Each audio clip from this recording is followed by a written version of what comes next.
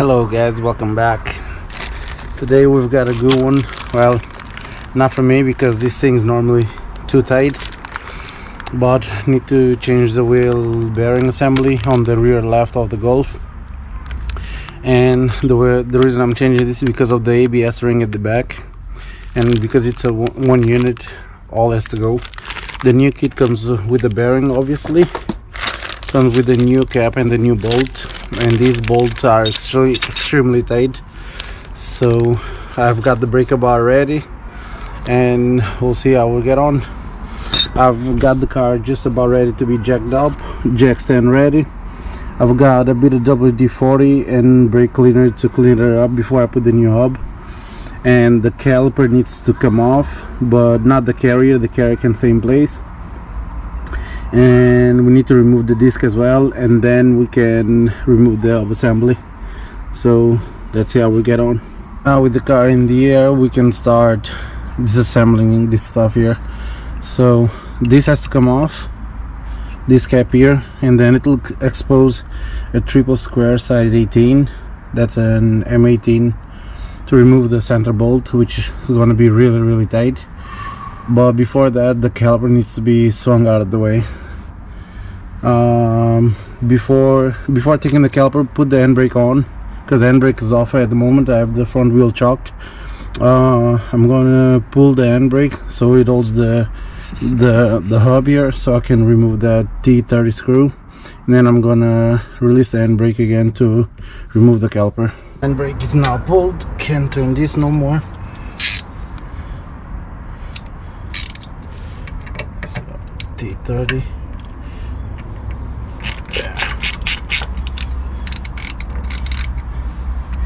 Make sure the socket or your bit is fully seated, because these here round up very easily.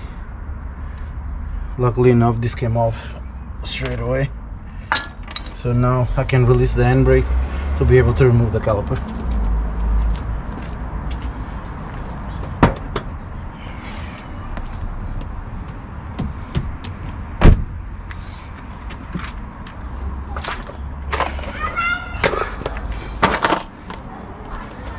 These are normally held by a 13 in the back. Yeah, 13, and then looks like a 15 to counter hold it.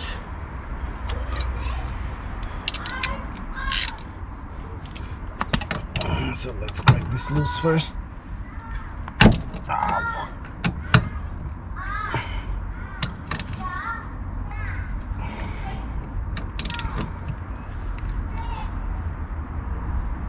It's very tight. Let me get this loose. Now I have them loose. Just need to remove the two screws. Like I said, these are 13s. The counter holds 15. I had to try to move the counter hold first, and then I was able to take these out because these were too tight, to be honest. But now we should just be able to pull the caliper out the way.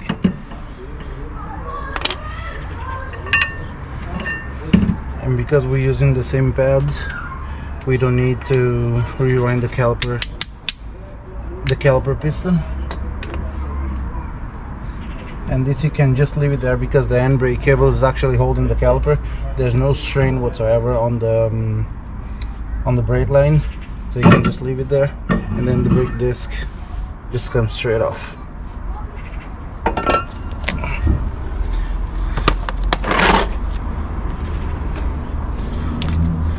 Now you can either pry this cap off, or you're gonna need to tap it. But yeah, need to tap it.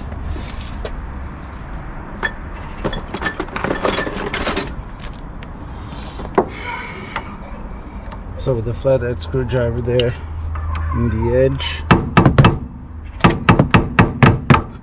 just step the screwdriver in.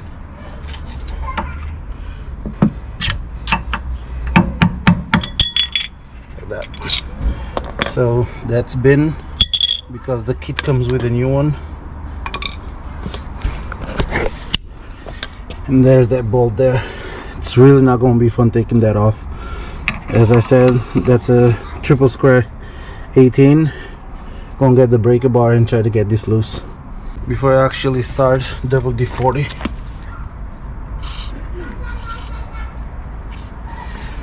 I'm gonna put it through here and then a little bit in the back, because like I said, these will be extremely tight. If you can get that loose, this here should just come off.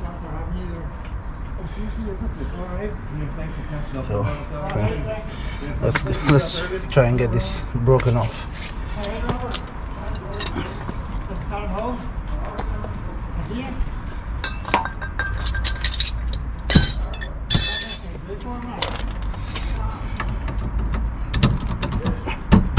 Fully seated. Wish me luck.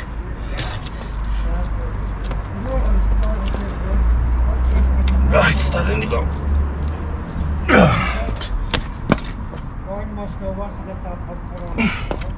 There we go.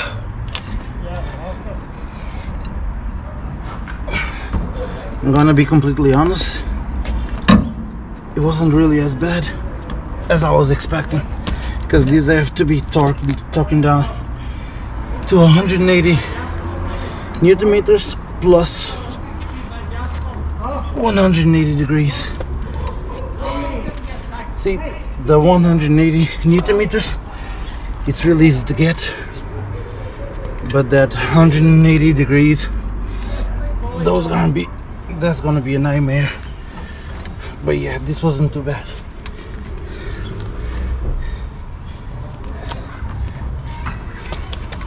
And this bolt is really long too.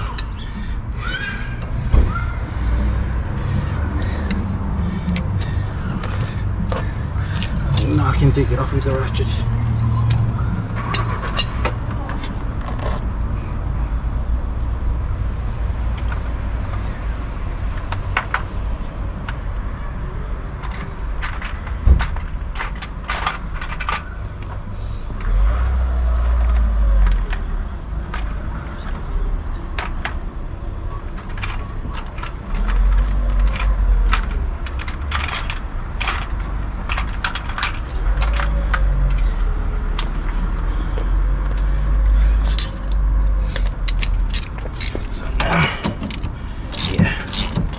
The ratchet will come out.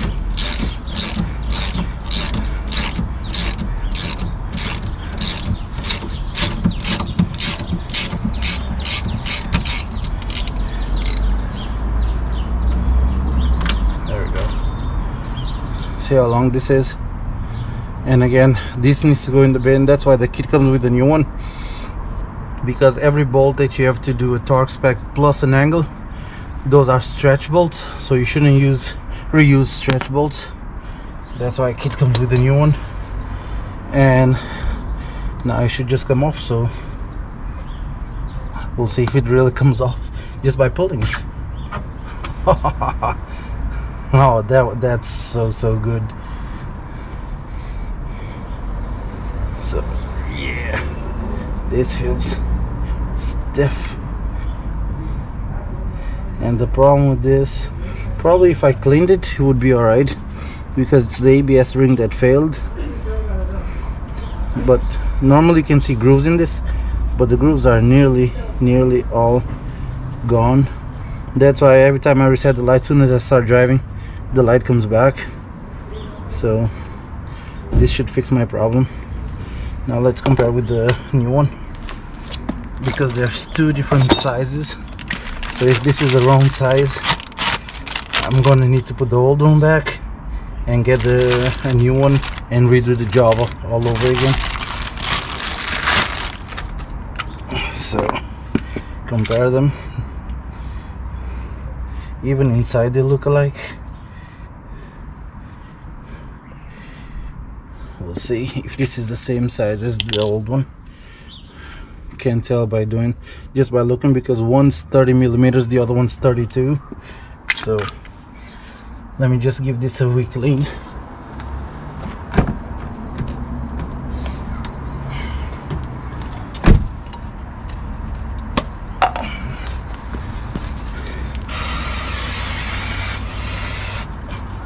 The new one is already greased inside, so there's no problem you cleaning any grease leftovers here.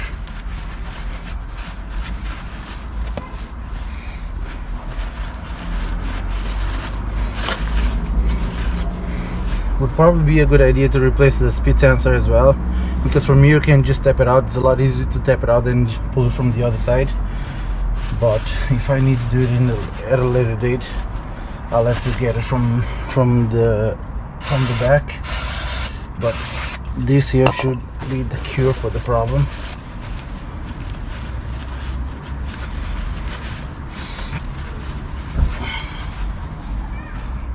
So now remove the cap that comes on the magnetic ring. So if it's the same size, it should just slide in, just like the other one came out. Yep. Very. That's awesome. That's really, really awesome.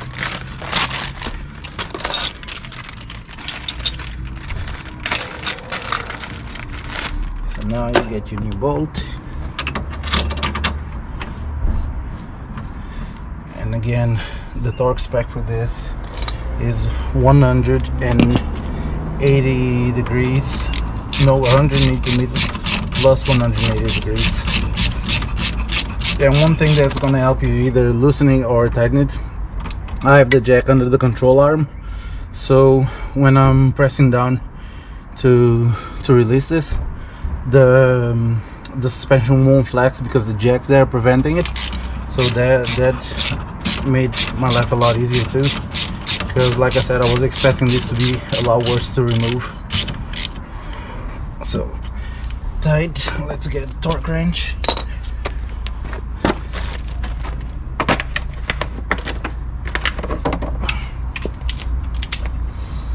And like I said, 100 Newton meters, 180 Newton meters.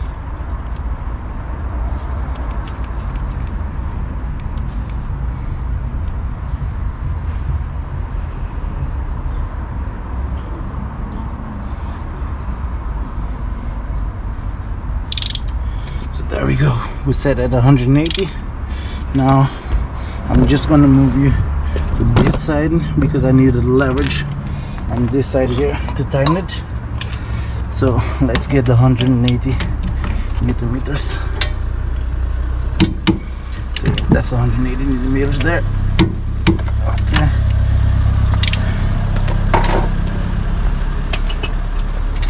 So now I'll get something to mark the bolt for you to know when you reach the 180 degrees. As you can see there, a little line on the bolt, and obviously I need to put it down here for the 180 degrees. And I need my breaker bar again.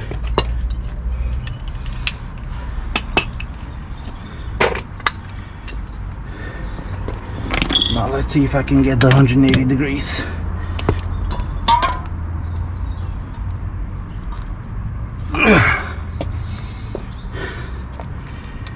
Barely moved. Let's keep trying.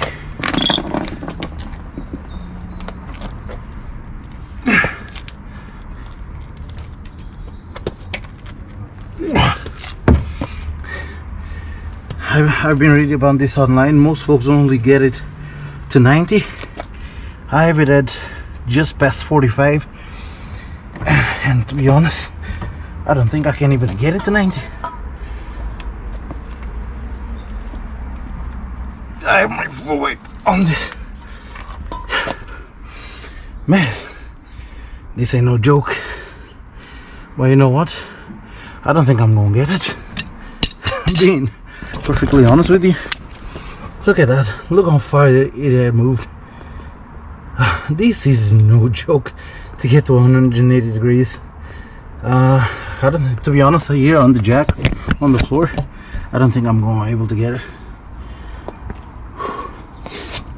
It's going to be fine because, to be honest, it's really, really, really tight. But no, I really cannot get it any further than that.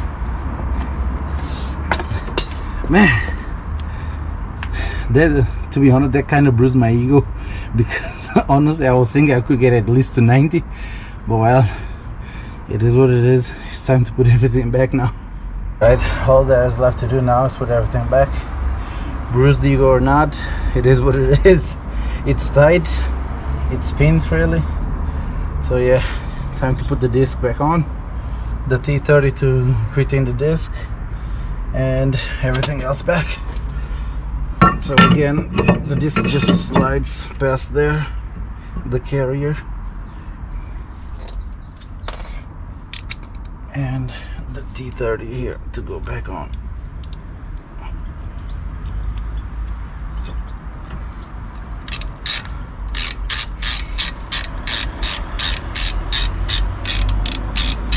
Well, the disc won't prevent you putting the cap on, but I almost forgot to put the cap back on.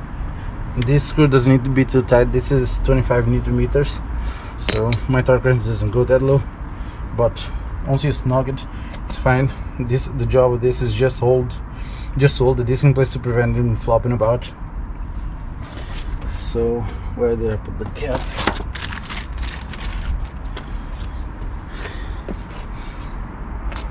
So shiny new cap, and center it. It's not going to be too easy. I don't want to just hit it with a hammer. I don't want to mark it, although the wheel's going covered, but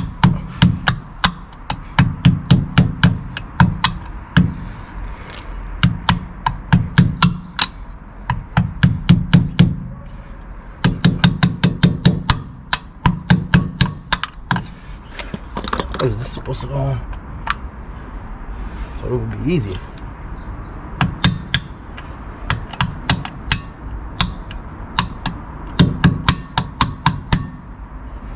There.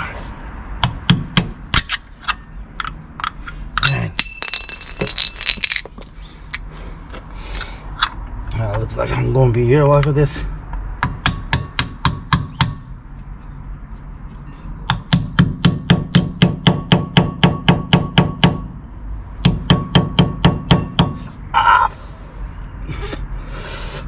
You think this would go on a lot easier. To be honest, was easy to remove the bolt than it was to put this back on. I put the old one back in because, to be honest, it's really secure there. I still had to tap it in, but you think this would go on a lot easier. And after hammering my finger a couple times, I just gave up.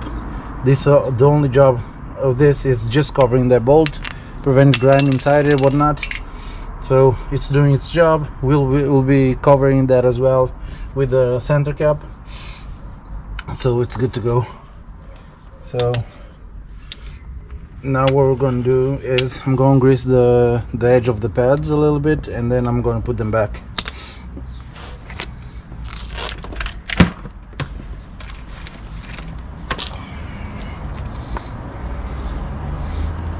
And because they've been in the car, you know which eye goes where, because there's where the piston was pushing against it, so you'll know which one goes in the back, which one goes in the front. So a tiny bit of grease. Careful with the friction material, you don't want to put any grease on that. Use it back here as well.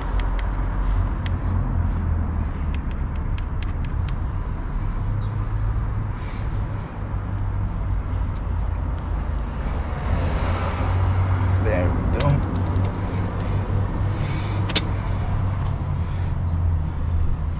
So now the pads will sit in the caliper, on the carrier, I mean, and then you just push the caliper over it.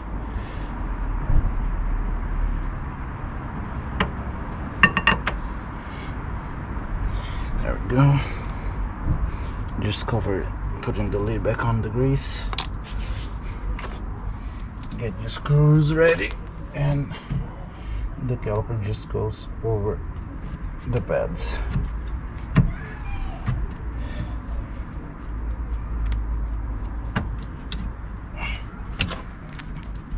Like so.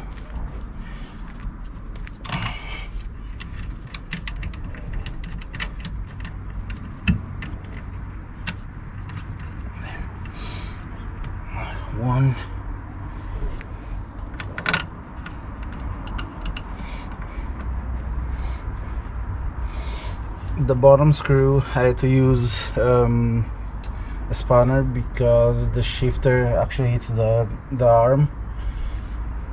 So just so you know, you're gonna need to use the spanner to tighten it back up.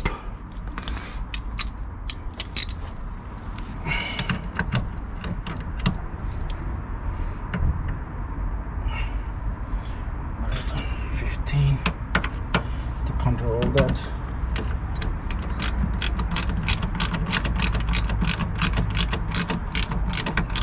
Again, these bolts should not be too tight. If I remember correctly, these are 35 Nm just.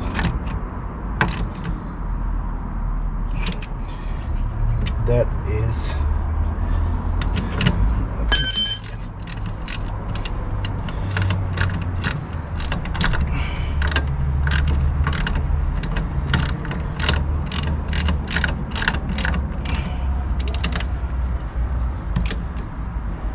there we go.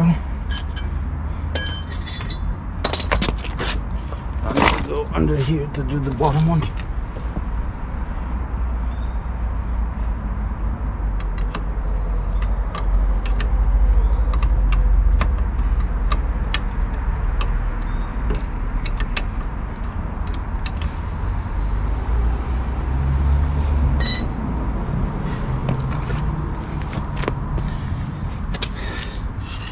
That's it. Job completely done. Well, not yet because I need to put the wheel back on and lower the car, but the bearing is done. I'm happy with the job and I'm real confident that that's gonna fix my problem. So on with putting the wheel on and lowering the car.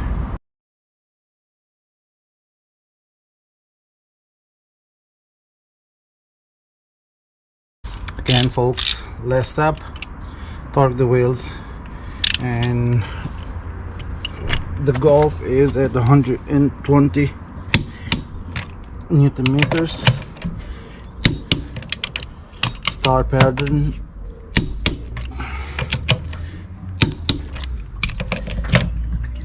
And then in the end, to make sure, I'll go around one by one.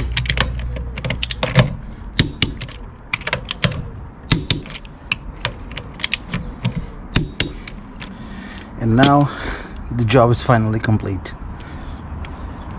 Just changing the sensor won't make the light go away. You'll need to reset it. So you go on to select control module. It's the very top one. Then select brakes. You go into fault codes. And it says there ABS speed sensor rear left. But because it says mechanical failure, that's why I replaced the wheel bearing assembly that has the magnet for the speed sensor. Could very well be the speed sensor itself, but because it says mechanical failure, I really do believe it's the ABS ring that it's at fault. So we'll clear that. It says cleared, so we'll go back and open it again. No fault codes found, and now we can close this and take the car on a drive to see if the ABS light still comes on the dash. Our light is cleared, the fault is cleared, I mean, so I'm gonna take it for a quick drive just to be sure that the light won't come on again. So I'm just gonna take it for a quick spin here, and if that's not the reason, the light will come on straight away. And yeah, oh no, so we had all this trouble for nothing. Then I guess it is the ABS sensor then instead of the ABS ring. But again, as I said, the way that the fault was described led me to believe that it was the ABS ring. I googled it, of course, and on Rostec website, that's the folks that done created VCDS. The fault is described as the pickup ring as well, so that's why I bought the wheel sensor, the wheel bearing. But well, can win every time. So now I need to order the speed sensor, and well, at least for the speed sensor all I have to do is just take the wheel off and reach from behind and take the wheel speed sensor off. The speed sensor is only held by one screw. On these cars I think it's a T30 or a 6mm Allen key. We'll see when we get to that point. So I think I'm just gonna do it off camera because, well, we'll see how we get on, or I'll just stitch it after this piece of the video. After the video is all done, I'll just add it on. But well, need to wait, need to order a speed sensor. I need to wait for it to arrive, or if they have it in stock, I'll just go and pick it up and just throw it on. But that's it for today, at least. So folks, I was gonna record me changing the speed sensor. You can see it down there, it's right here, and you can see it right, you access it from back here. It has a 5mm Allen key, so you unplug it, unscrew that, and basically you twist and turn and pull it at the same time until it comes loose, and then you just fit the new one. The old one is right here. There's no sign whatsoever that it's damaged, but then again, it's a sensor. If it dies, it dies. So I guess this is where it was rubbing the old one, but well, at least there's a new one now. So I'm gonna put the wheel back on and take it for a drive, and hopefully no, I need to clear the code first, so I'm gonna clear the code and then take it for a drive, and hopefully that's it done. Let's go. Now that the ABS sensor is replaced, let's go see if it's actually fixed this time. Fingers crossed. And no light.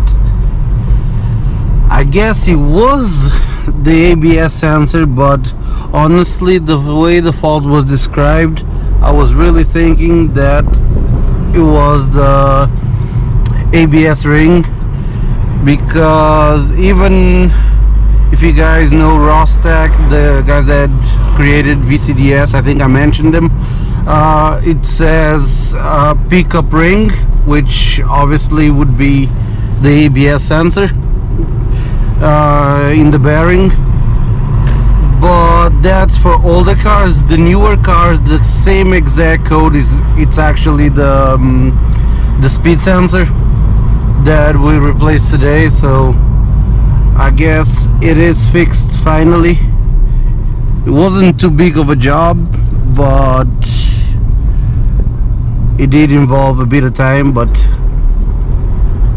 nothing I actually mind doing, because I do like working on cars. But yeah, so that's it, we fixed it, and thank you very much for watching once again. And I cannot stress how important this is, that you guys keep coming back to watch my videos, and stay tuned because we're upgrading something in the Golf on the next video. So be sure to click the like button, subscribe, and while you're at it, just turn the notification on so you can see what we're upgrading next in the Golf. Thank you very much for watching. I'll see you next time.